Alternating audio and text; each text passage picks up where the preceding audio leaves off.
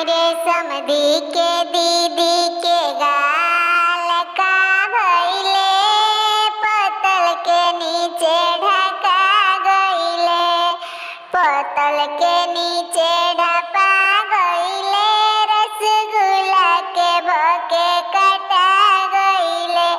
अरे दुल्हा के दीदी के जोबन का भउए, पतल के नीचे ढपा गइले, पतल के नीचे ढपा गइले, समोसा के बोले कटा गइले।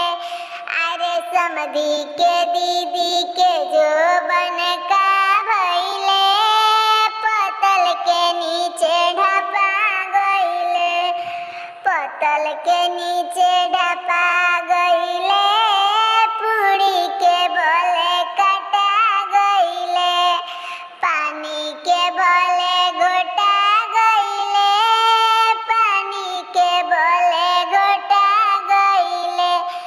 अरे अगुआ के दीदी के जोबन का भउए, पतल के नीचे ढपा गउए, पतल के नीचे